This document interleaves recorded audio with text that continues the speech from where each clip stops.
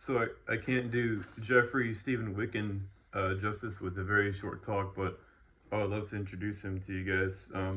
Here's a picture of him in the 1970s. He lost one of his eyes to an unfortunate childhood accident.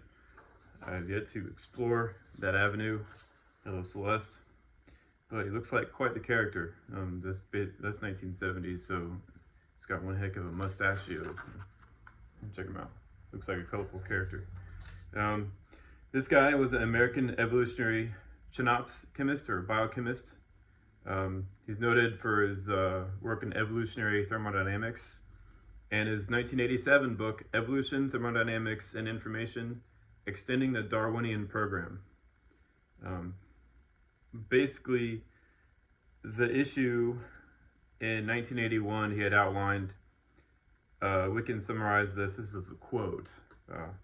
Even now, there are serious conceptual discontinuities in the evolutionary theory, where its philosophical mission of unifying organic and inorganic nature is not fully realized. Whereas organic nature is pictured as purposive, self-serving, and at least in its highest expressions, conscious inorganic nature is conceived as behaving according to the blind, mechanistic principles of chance and necessity. And it says here, this seems to be digging around in the origin of life, unbridgeable gap area. And I think Wicken was on the right track big time. Unfortunately, there's not a lot of information out there on him, but this guy was headed in the right direction, even though he's not, famous and not a lot of stuff about him out there. I guess I should look more into it, but I'm just sharing it with you guys so you guys can know. And basically, another part of it is not just connecting inorganic to organic.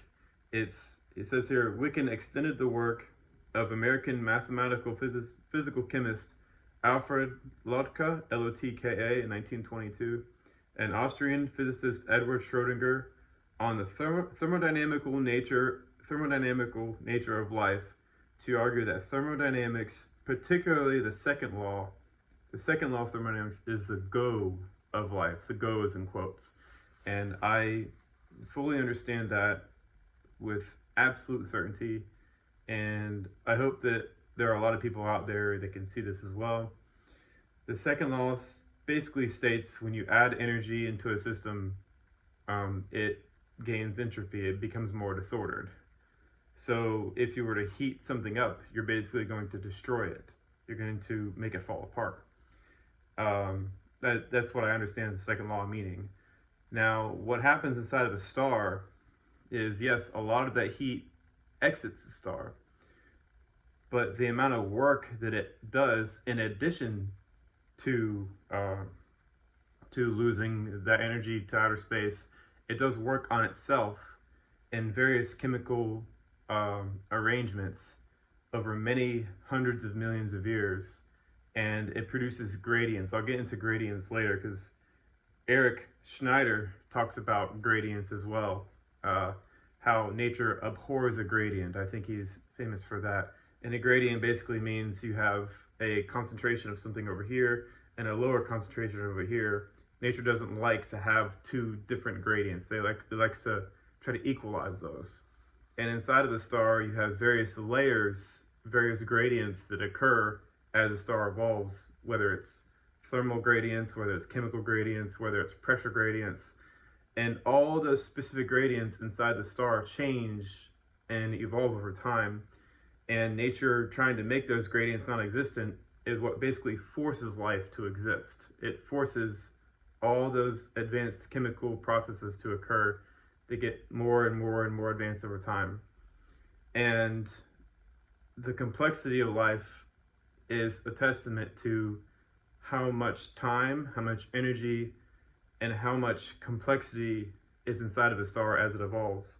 And I think that's where Wicken needed to go in 1981, a full 3 years before I was even born. He needed to be able to connect the inorganic with the organic, but there's no from what I've seen, there's no mention of where it actually occurs. It's the side of the star as it evolves into what scientists call a planet.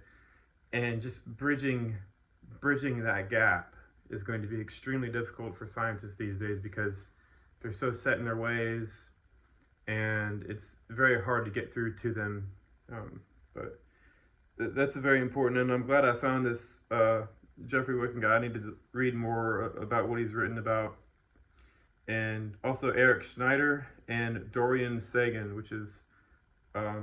Sagan, which was that one famous guy on TV. I remember what his name, Carl Sagan, I think it was, but that's his son.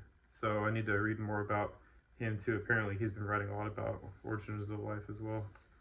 All right, I guess that sums up this. Just thought I'd share this guy with you, and just to tell you I'm still working on stuff, still thinking about things, still trying to work stuff out. I know it's a very very time consuming thing, especially when a lot of these figures are very hidden. You don't see them in Wikipedia pages. You have to really do deep dives on all of this stuff and see where it's going. All right, there you go.